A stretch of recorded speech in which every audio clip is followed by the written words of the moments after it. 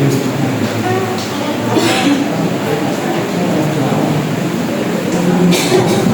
sekalian saya hormati dan saya cintai. Assalamualaikum warahmatullahi wabarakatuh. Waalaikumsalam. Kok tak semangat? Assalamualaikum warahmatullahi wabarakatuh. Waalaikumsalam. Alhamdulillah rabbil alamin alladzi arsala rasulahu bil huda wa dinil haqq liyudhhirahu 'ala dini kullihi wa kafa billahi asyhadu an la ilaha illallah wa asyhadu anna muhammadan abduhu wa rasuluh. Allahumma shalli 'ala Muhammad wa 'ala alihi wa sahbihi ajma'in. Rabbi shrah li sadri wa yassir li amri wahlul 'uqdatam min lisani yafqahu qawli. Allahumma barik fi wa 'ala Jamaah sekalian, alhamdulillah hari ini kita bisa bertemu lagi dalam spesial Maulid Nabi. Apakah semua ini juga akan mendengar Maulid Nabi? Belum ada. Maulid Nabi-nya ya. Baik, jamaah sekalian, kita lihat dengan basmalah bersama-sama. Bismillahirrahmanirrahim. Pokoknya yang kedua bisa masuk ya, biar lebih jelas ya. Jadi jamaah sekalian, bulan ini banyak kaum muslimin yang ramai datang di masjidnya ya. Bahkan kemarin saya kurang malam waktu itu di pendopo desa itu banyak acara sholawatan gitu ya, yang baru nabian gitu ya. Jadi banyak kaum muslimin yang memperingati kelahiran Rasulullah SAW dengan acara-acara sifatnya dalam sholawatan dan sebagainya. Jadi kan juga dalam drama-dramanya mengajak untuk banyak sholawat ya, sebagai bentuk kita bersama-sama. Dan pada malam hari ini jamaah sekalian, kita mencoba melihat satu sisi ya, dari sebenarnya sunnah Rasulullah juga ya. Artinya sesuatu yang diwariskan oleh Rasulullah juga. Cuma ternyata masih banyak diantaranya yang tidak memahami, bahkan mungkin tidak menganggap ini sebagai suatu yang penting untuk diperhatikan. Baik, kalau sekalian, kita sudah masalah ini ya. Sudah. Coba sekalian, ayat yang sangat populer ya tentang Islam mengajarkan pada kita untuk berteladan pada Rasulullah adalah surat Al-Ahzab ayat 21. Allah berfirman, "Qul nasyhadu laqad kana lakum fi Rasulillahi uswatun hasanah liman kana yarjullaha wal yawmal akhir wa dzakarallaha katsiran." Bapak sekalian, sungguh dalam jiwa Rasul itu ada sebuah teladan yang baik.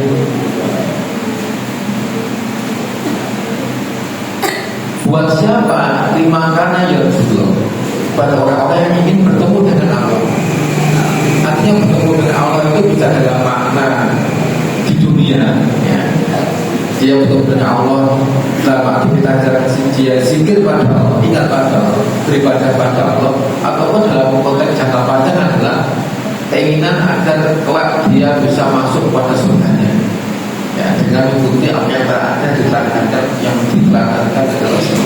Bahkan di ayat satunya wal yawmal akhir, dan orang yang ingin bertemu dengan hari akhir. Artinya apa? Bahwa sekalian, kita semua pasti bertemu dengan hari akhir.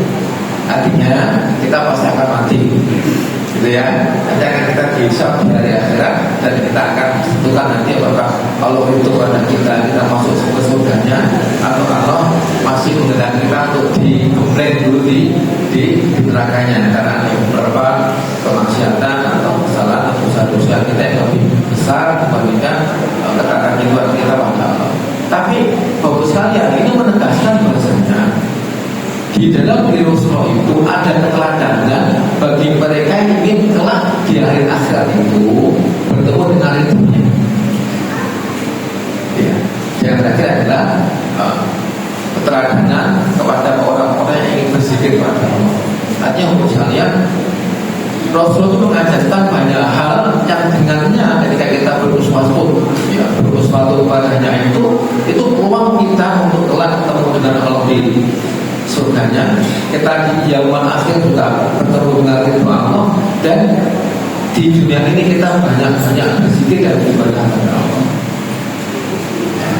Itu tafsirnya. Insyaallah Pak Ustaz akan menyampaikan. Ya, Bapak Ustaz ya, dalam bentuk aplikasinya, kepada Rasulullah bersabda bahwasanya, ya, aku tinggalkan dua perkara, ya, taraktu fikum amrayni in tamassaktum bihima lan tadillu abadan. Ya.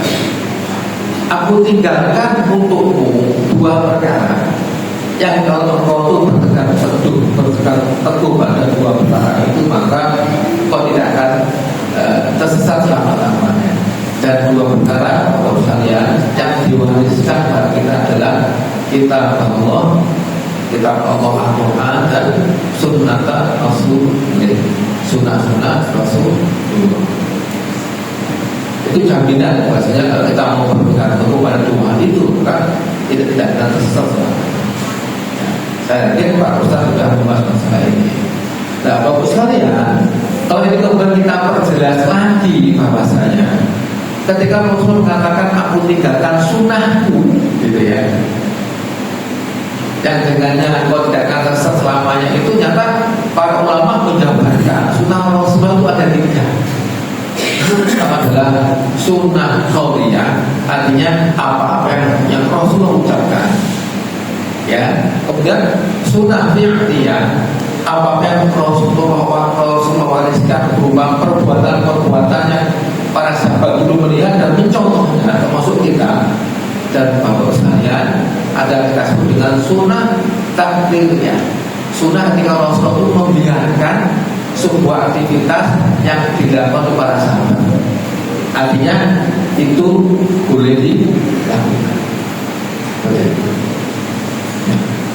Bapak sekalian, terkait dengan materi ini tentang adanya sunnah fisik yang itu juga diwariskan oleh Rasulullah, ya, yang banyak di antara kita yang melupakan dan ambil. Ternyata Rasulullah pun memberikan banyak contoh-contoh dalam sunnahnya yang mengisyaratkan betapa Rasulullah ternyata mewariskan agar kita punya fisik yang kuat.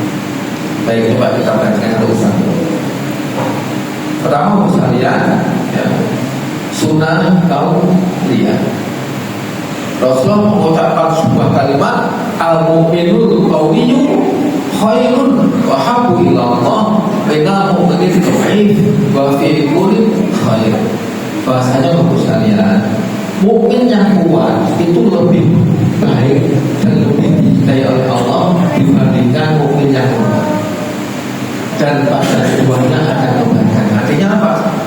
Orang mukmin itu baik.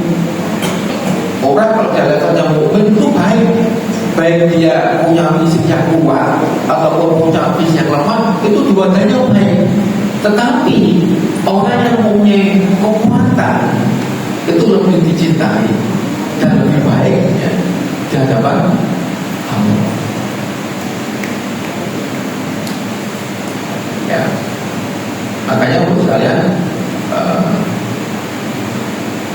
dulu ketika zaman peperangan itu, ya, ketika Rasul dakwahnya adalah fase peperangan itu, dulu memilih siapa yang punya fisik yang kuat, oke, siapa yang punya keahlian tertentu, memanah, melepas lombing, gitu ya, oke. Tapi orang-orang yang tua, yang secara fisik tidak kuat, mereka orang yang tidak diizinkan oleh Rasul untuk berangkat. Contohnya seperti itu. Ya, bahasanya menurut saya, Rasulullah menegaskan kita yang punya fisik yang kuat itu lebih baik dan lebih dicintai oleh Allah dibandingkan kita yang fisiknya lemah. Dalam konteks materi hari ini. Selanjutnya, ya, apa yang diwariskan Rasulullah tentang fisik yang kuat adalah terkait dengan sunnah fi'liyah. Bagus sekalian, selain Bunda Aisyah itu ketika Rasul zikir pada beliau, ya, itu mendapatkan Rasul sedang sholatnya mulai. Dan Bunda Aisyah juga menemukan bahwasanya, selalu menemukan bahkan Rasul itu kalau nyambung lahir itu kaki sampai bengkak-bengkak.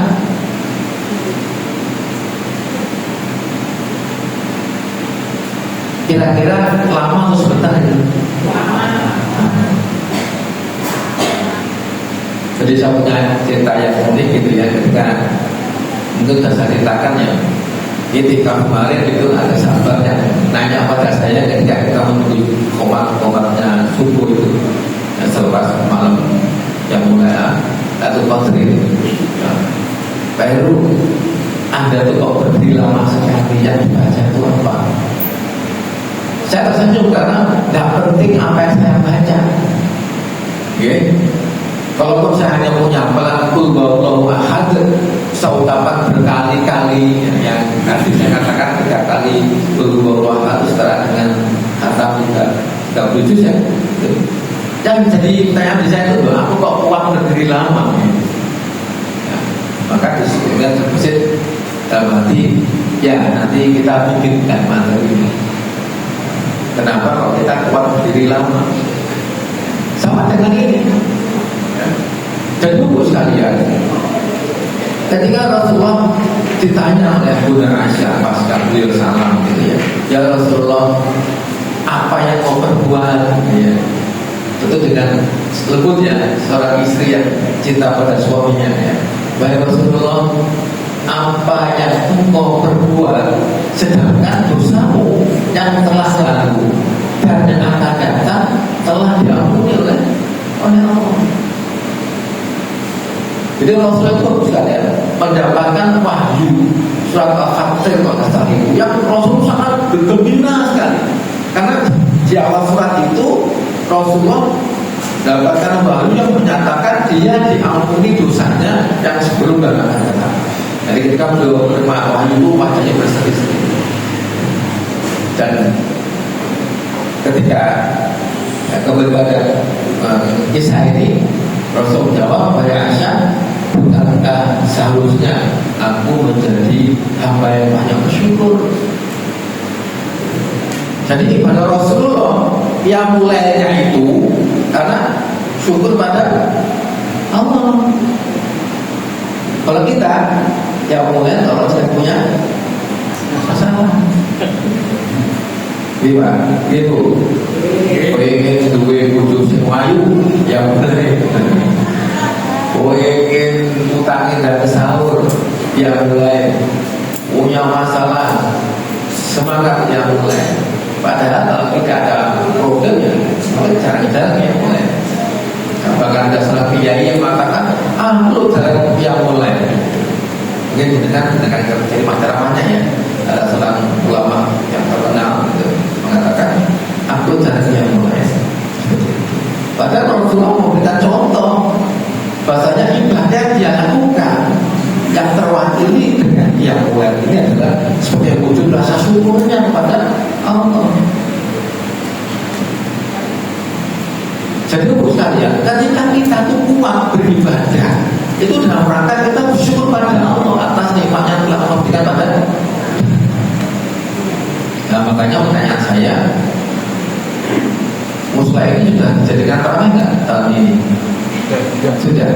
Nah, Pak, jenengan remen suka imamnya itu bacanya enak dan kuat jual, atau imamnya membaca kul huwailid? Jadi kan lebih suka imamnya dengan bacanya enak tuh baca surat agak panjang atau surat yang pendek-pendek aja? Kenapa? Karena kita tidak mau berdiri lama. Betul. Bahkan Rasul kasih contoh, ibadah itu beliau lakukan karena rasa syukurnya. Bahkan pernah ada satu kisah itu, ya, ketika hadis qudsi atau ketika hadis itu, ketika ada seorang hamba itu yang ditanya oleh Allah, wahai hamba, apa yang menyebabkan kau masuk ke dalam surga? Jadi mau ya Allah itu ada rupanya.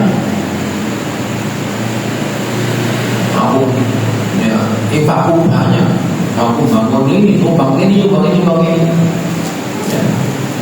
Kemudian Allah memanggil malaikat dan berkata, wahai malaikat, aku melihat ada bias kesombongan pada hamba ini.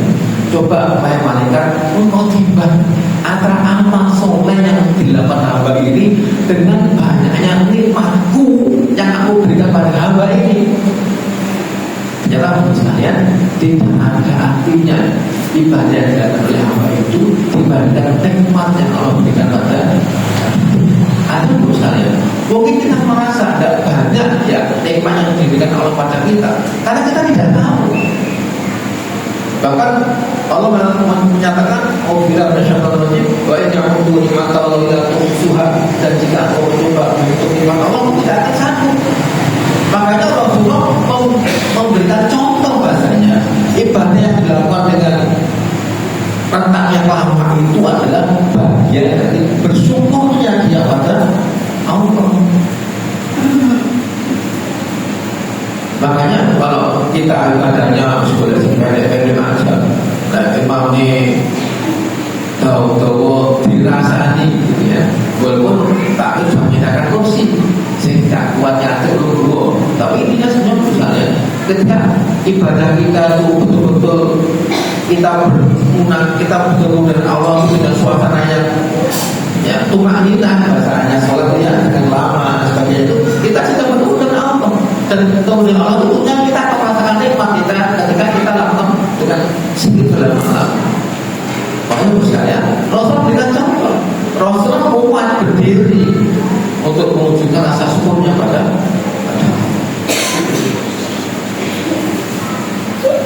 ya. Jadi untuk kita muhasabah, kita operasi kita. Bapak sekalian, ini ada beberapa rekam jejak, gitu ya, kekuatan visi Rasulullah SAW. Kita kan rekam apa namanya jejak digital, gitu ya. Ya, apa yang pernah kita share itu akan diungkap nanti di waktu yang akan datang. Rasulullah Bapak sekalian punya kita sebut dengan rekam jejak fisik. Bahasa Rasulullah punya rekam fisik yang luar biasa.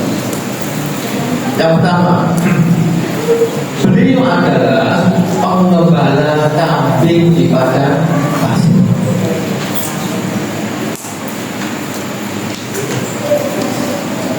Bapak Ibu pernah bermain di pantai? Pernah. Berjalan di pantai sama berjalan di paving berat mana? Berat di pantai, karena pantai itu pasir. Dan saat itu Rasulullah mengembalakan ternaknya itu di padang pasir. Padang pasir banyak pohonnya, banyak tandusnya, panas. Hanya daerah tertentu yang subur, dan Rasulullah mengembalakan ke sana. Kira-kira bagus sekalian, Rasulullah punya fisik yang kuat tidak ketika mengembalakan kambing?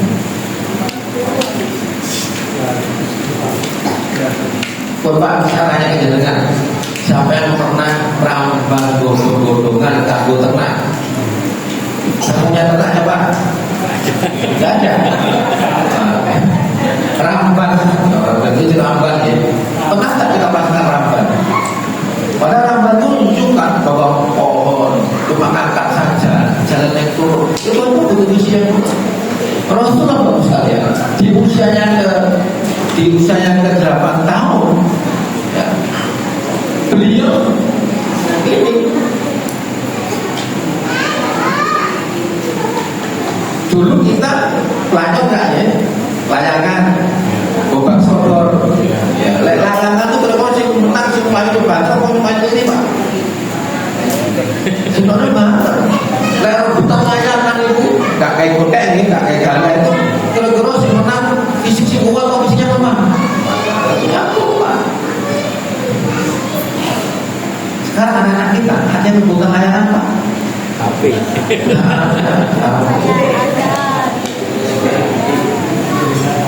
Ya seperti itu. Yang kedua sekalian, rekam jejak Rasulullah. Beliau pernah bersafar berdagang ke Syam ketika beliau berusia 24-25 tahun, gitu ya.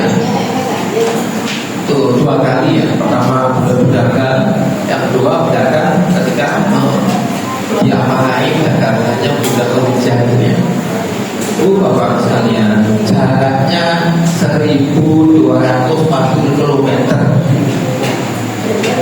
Ini tidak ditempuh naik pesawat terbang loh, pakai pun.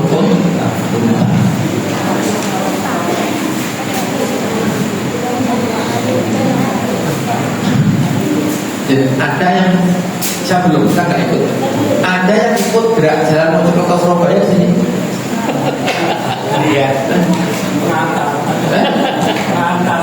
Pernah? Gerak jalan Mojokerto Surabaya? Belum. Surabaya. Jadi kalau misalnya di usia beliau puncaknya sebagai pemuda, beliau sanggup bersafar. Setelah kita ke masjid aja pakai apa? Sepeda motor. Nanti kasusnya hilang kayak balik ya di mana itu koleksi. Kita bisa sepeda motoran, sebenarnya sekedar jalan. Lalu gimana kita membangun misinya? Ya. Bapak sekalian, kemudian beliau menikah di usia 25 tahun ini. Ya, mahalnya 4.000 dinar emas, 100 unta terbaik saat itu yang matanya hitam dan bulunya merah, 10 perhiasan dan 28 kuda. Pak, kita nikah dulu, mahalnya apa? Seperangkat alat.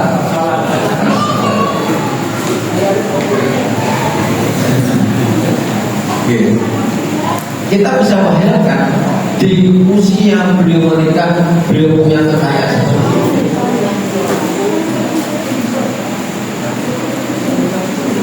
Dan di masa pernikahannya beliau dengan Bunda Khadijah, dia punya 6 anak, 2 laki-laki yang meninggal dunia, Qasim dan Abdullah, dan 4 wanita yang masih hidup sampai beliau jaga sebagai Rasulullah. Ada Zainab, Ruqayyah, Ummu Kulsum dan anaknya 6. Ya. Baik, kita dengar misalnya.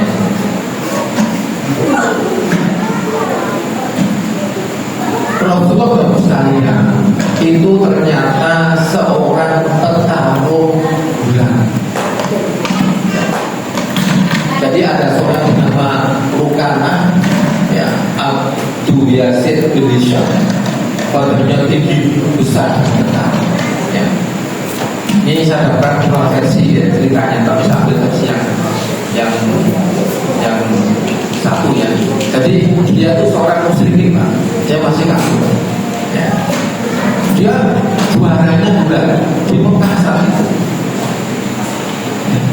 Kemudian dia datang ke urusan Quraisy, baik urusan Quraisy, kalau aku bisa mengalahkan Muhammad, satu enggak menyebut Rasulullah ya kan? Dia belum beriman orangnya.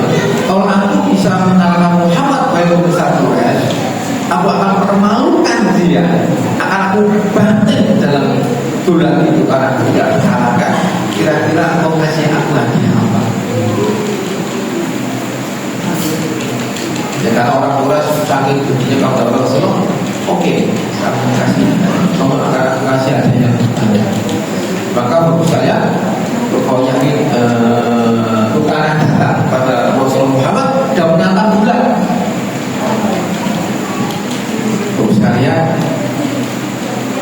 dengan mudah Rasul kalahkan. Satu kali kalah, nggak puas bukan? Padahal dia tiga besar, kalah Rasulullah mestinya.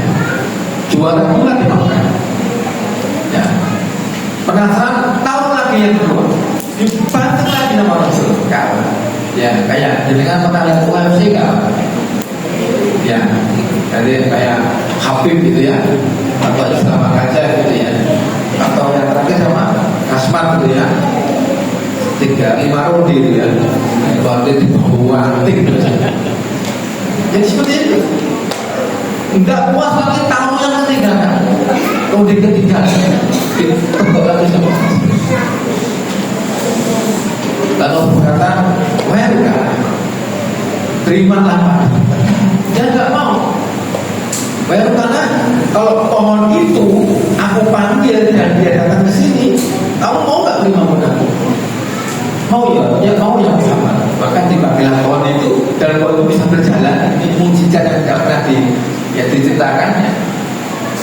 Dan balik lagi pohonnya itu ternyata karena tetap mengingkari janjinya tidak mau berhenti. Walaupun kemudian Bapak sekalian belum masuk Islam ketika Fathul Mekah, ketika kalah tunduk itu belum baru masuk. Bahkan ini diikuti oleh anaknya yang bernama Yazid bin Rukanah itu. Datang Rasulullah, taruhannya 100 rupiah. 3 kali sama Rasul dipantik. Bapak sekalian, kalau dia seperti ini kira-kira dengan bisa banyak kan nggak gimana bisa Rasulullah? Ya, seperti itu. Bapak sekalian, tambahan visi Rasulullah SAW.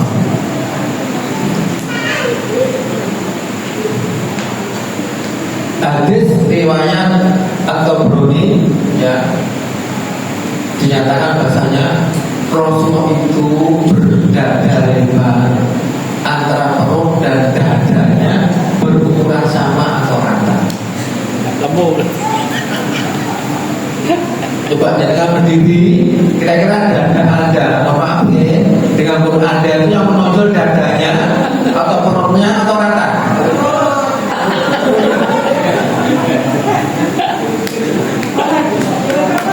Ini sunnah yang ditinggalkan oleh Rasulullah.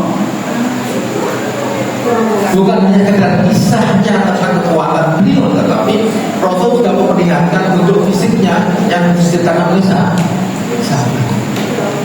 Bahkan Ummu Hani ini adalah saudara kandungnya sahabat Ali. Beliau mengatakan, saya tidak melihat bentuk Rasulullah SAW kecuali saya ingat lipatan seperti lipatan kertas yang digulung antara satu dengan yang lain. Kira-kira simpek Pak atau one pack Pak?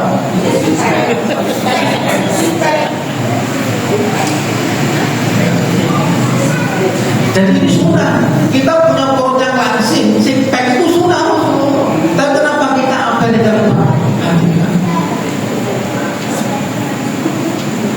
sahabat Anas ya ini ikut dengan beliau ini masih familinya Aisyah ya masalahnya, sehingga beliau bisa bebas keluar masuk tanpa hijab dengan Aisyah itu ya. Beliau melihat isi dulu pas di rumah bukan pas tidak pakai baju. Maksudnya Rasulullah itu memiliki postur yang sedang, tidak tinggi ataupun pendek, dan fisiknya bagus. Sekalian, inilah gambaran ya sunnah takdiriyah. Ya, sunnah yang ditunjukkan oleh Rasulullah. Belum Rasul tidak ngomong. Ini lo fisikku tirun.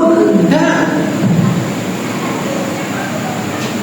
Selama ini kita sunnah Rasulullah, banyak sholat, sunnah Rasulullah, makan dengan tangan kanan, Bismillah dan sebagainya. Sunnah Rasulullah, mau masuk Ramadan ini demikian. Sunnah Rasulullah, nikah lagi. Ya kan? Sunnah Rasulullah nikah lagi. Ini sunnah deh, nikah lagi sunnah Rasulullah. Jadi apa deh? Berapa dulu? Padahal Rasul masih contoh, tak apa beliau ngomong.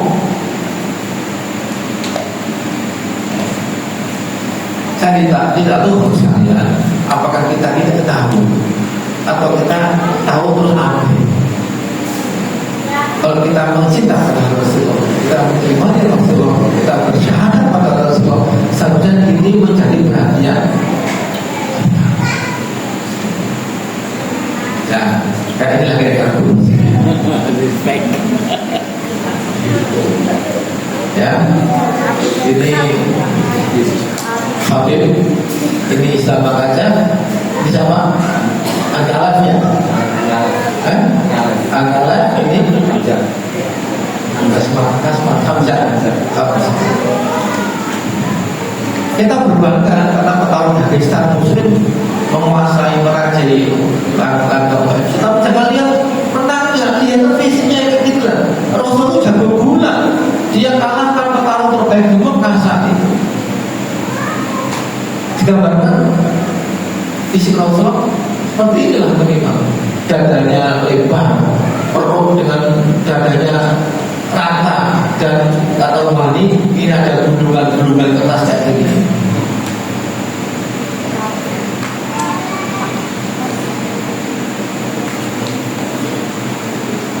Jadi kan kalau saya buka baju saya akan merasa sipek. Saya apakah saya buka baju saya sipek? Sipeknya waktu pagi Pak sebelum sarapan. Saya udah sarapan. Jadi sekalian ini sunnah.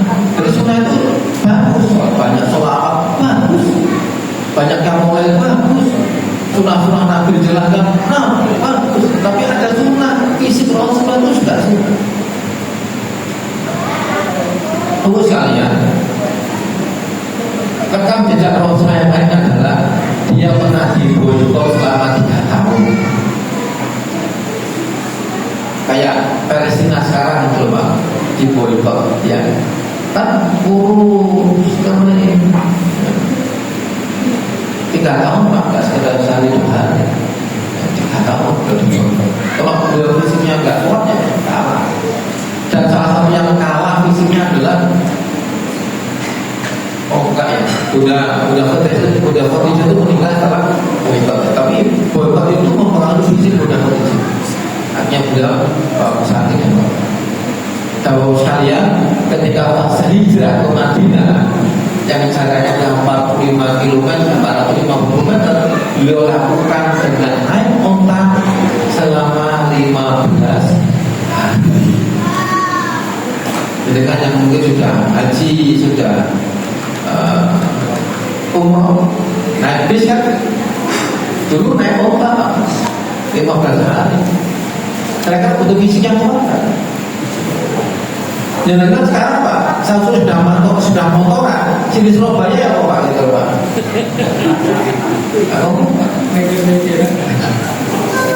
Kalau sudah Pak penuh. Kalau siang sembunyi, ya, kalau malam gerak, karena menghindari banget jalan. Ya, yang lanjutnya adalah gambaran rekam jejak kekuatan Rasulullah ya. Jadi bagus sekalian, beliau itu salah satu olahraganya adalah berbulan di Madinah dengan sahabat Ali. Jadi sahabat Ali itu sebelum jadi menantunya itu jago bulan di Madinah. Tidak ada satu pun sahabat yang bisa mengalahkan beliau. Ya. Dan karena Rasulullah takut muncul rasa sombong pada Ali, maka kemudian ada menyampaikan pada Ali, wahai Ali, ada yang mau bertanding, berdua saja, tarung berdua saja di balik bukit ini. Temui jam 9. Sekalian, Ali ke sana dan beliau menemui laki-laki yang bersorban, sehingga sahabat Ali dan mengenal laki-laki itu, dan kemudian berbulanlah mereka itu. Satu ronde Ali, gak puas sahabat Ali, tarung lagi, ronde itu cuma sahabat Ali. Dan tarung ketiga, sekalian, sekali lagi sahabat Ali. Padahal beliau juara 5 dunia. Dan setelah orang sahabat Ali bertanya, wahai saudara, Anda itu siapa? Orang itu membuka surbannya dan ternyata adalah Rasulullah Sallallahu Alaihi Wasallam. Pada ketika beliau hijrah ke Madinah itu usianya sudah berapa? 53 tahun. Seorang mertua mengalahkan calon menantunya.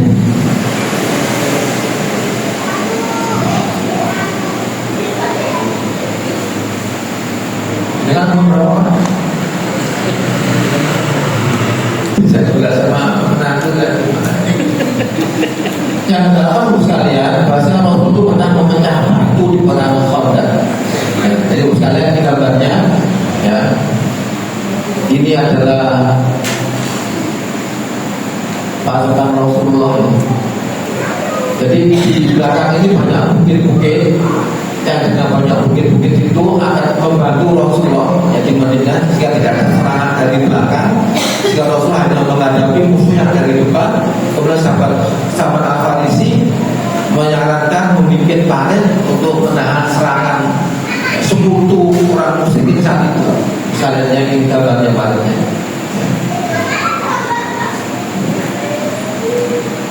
Nah, panennya itu besar ya.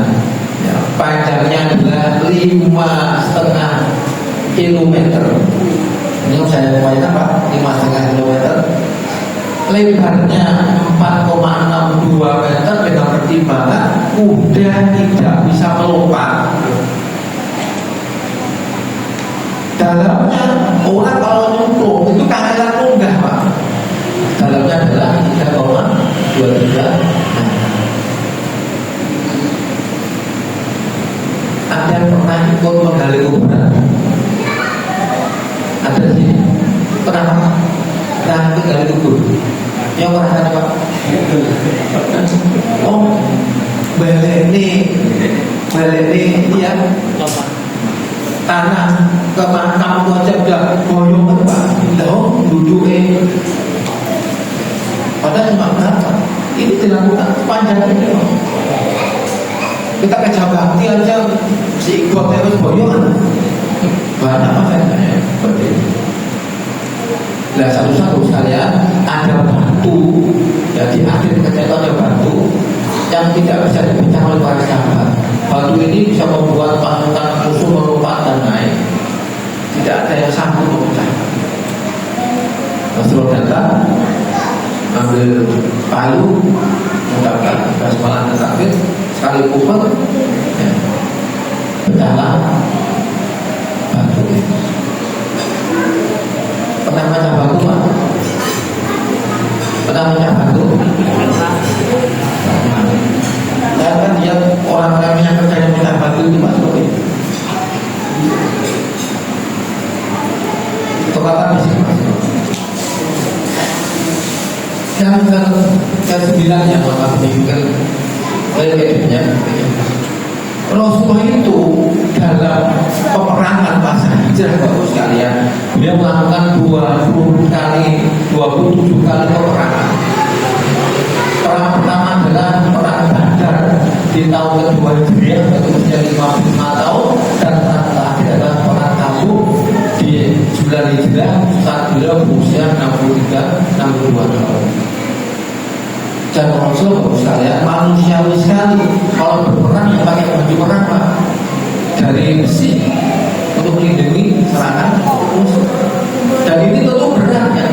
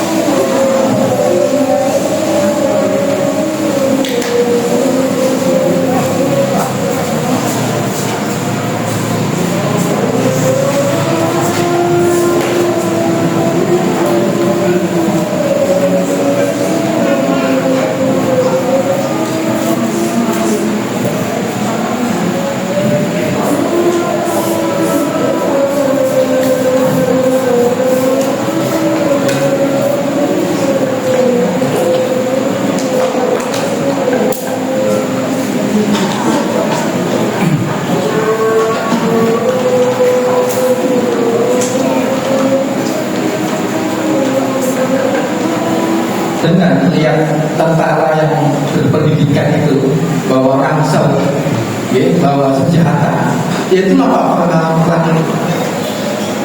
Saya tanya pacar saya yang tentara itu ransel itu 20 kilo, senjata itu ya sekitar 20 kilo.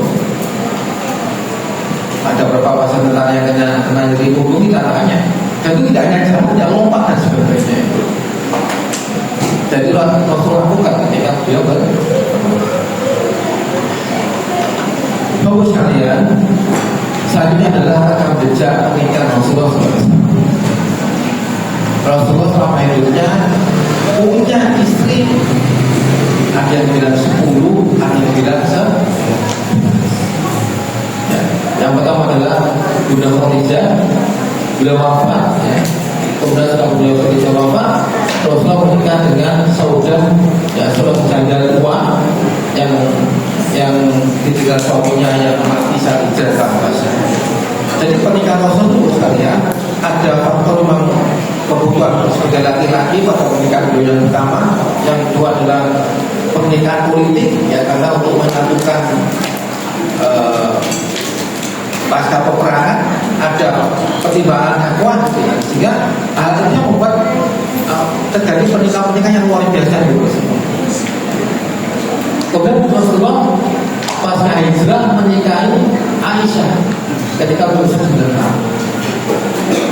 Kemudian betul-betul beliau menikahi, mohon maaf, para janda-janda, ya, dengan pertimbangan politik, dengan pertimbangan dakwah.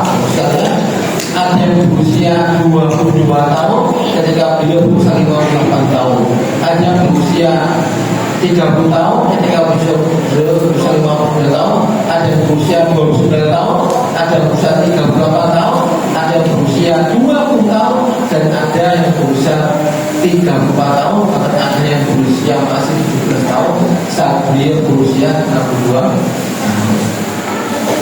Dan pada satu masa itu saya pernah beliau hidup dengan 8 istri, ada bukan 9, kalau bulannya 11 ada 9, kalau istrinya adalah 10 berarti 8 ya, karena ini meninggal dunia, saya nanti meninggal duluan. Jadi pernah pada suatu masa beliau hidup dengan dapat pacar sekitar 8 orang istri.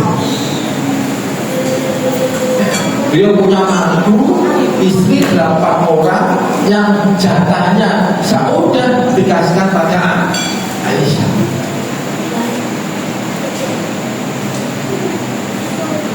Kalau kita lihat rekam jejak Bapak Nabi Rasul dengan usia 62 tahun Pak disuruh nikahi janda 17 tahun, ya apa itu namanya? Atau menikahi langsung cakroan ya. Maka Bapak sekalian,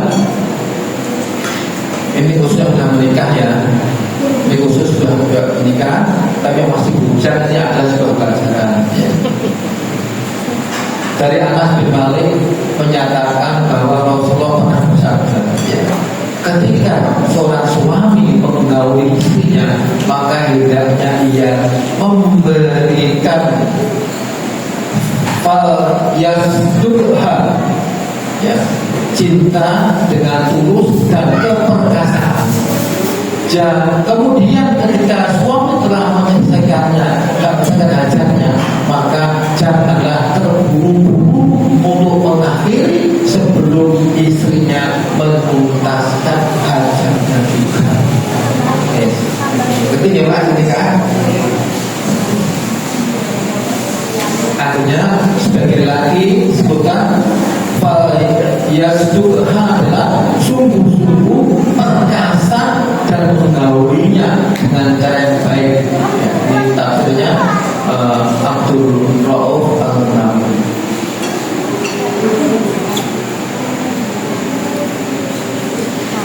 Jadi kita bisa bayangkan misalnya, misalkan saya punya istri 4, ya saya punya 4. Hari ini istri 1, ya 2 hari, ya 2 hari. Terus istri 2. Kira-kira istri 2 itu sekarang nggak dengan saya? Atau setiap hari saya pilih lah ke 1, ya. Kedua istri saya kedua kan enggak. Kamu.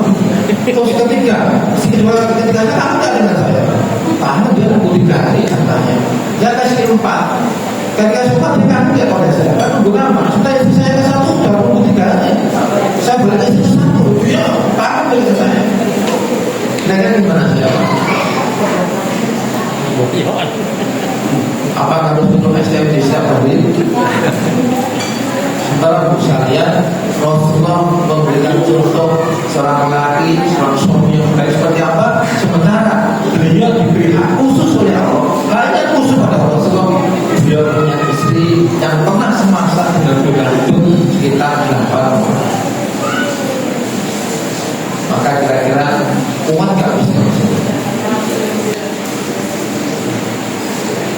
Sementara kita hanya kecil saja. Sholat aja kita punya sholatnya pendek-pendek, gak kelihatan. Ya.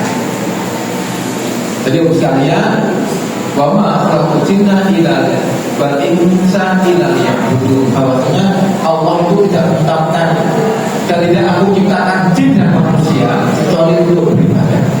Ibadah untuk isinya kuat. Setuju gak? Ibadah untuk isinya kuat. Dan ibadah kita itu bapak sekalian itu 24 jam. Bukan hanya ibadah semuanya khusus subuh, malam bangun jam mulai berjalan ke masjid jamaah subuh. Terus nanti misalkan yang khusus ya, habis itu terus duha, nanti duhur, nanti asar, nanti bisa. Itu ibadah yang khusus. Ibadah yang lain itu juga benar ibadah. Bahasanya ketika suami bekerja itu adalah ibadah. Untuk musik yang kuat tak? Musik yang kuat. Makanya wajar kemudian Rasul bersabda, mukmin yang kuat itu lebih baik dan lebih Allah cintai dibandingkan mukmin yang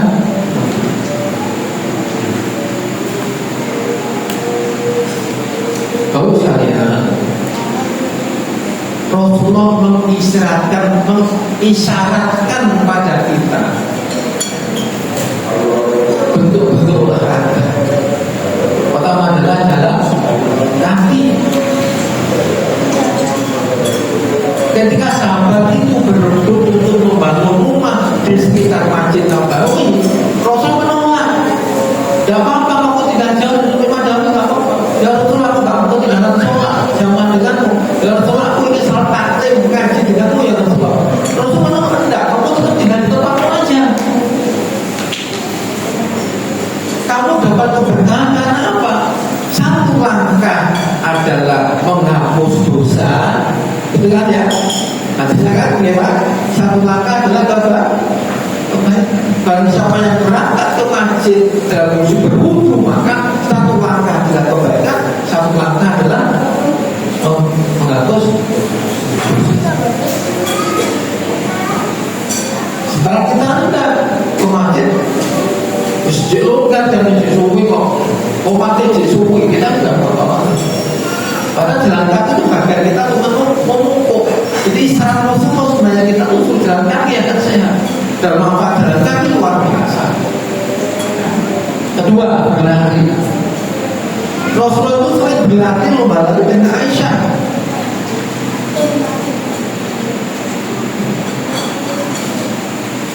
Ketiga adalah bulan, tak jelaskan. Setelah itu Rasul katakan ajari anakmu kemampuan memanah, berenang dan berkuda.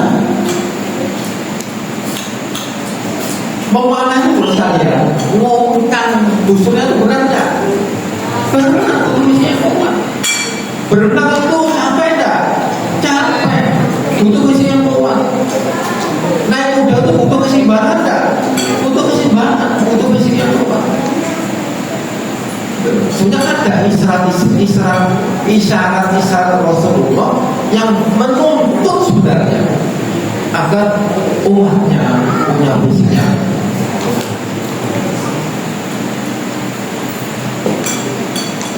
Itu sekalian, ini sebagai belum satu kali bentuknya. Bahasanya ibadah itu butuh visi yang kuat.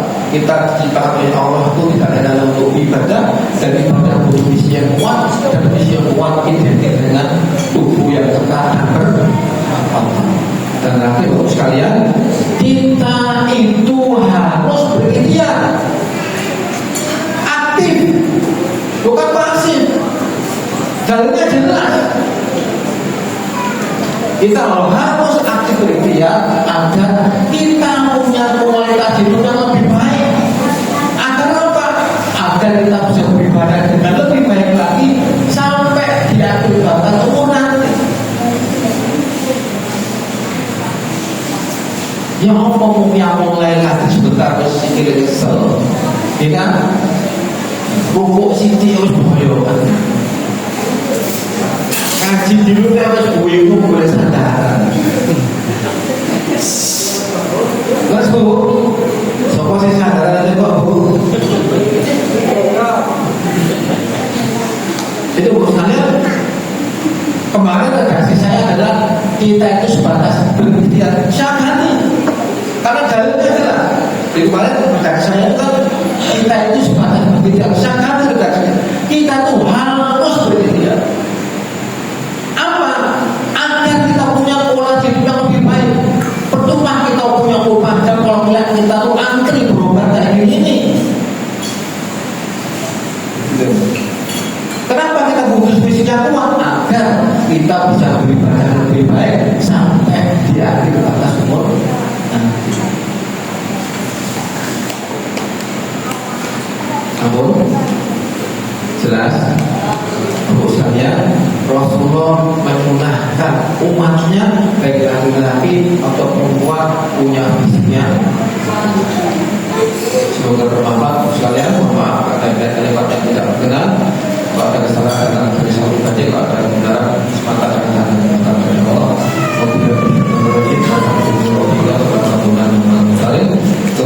Kebenaran itu datang dari Allah dan akhirat termasuk orang. Kita tuh membaca Allah dan majelis.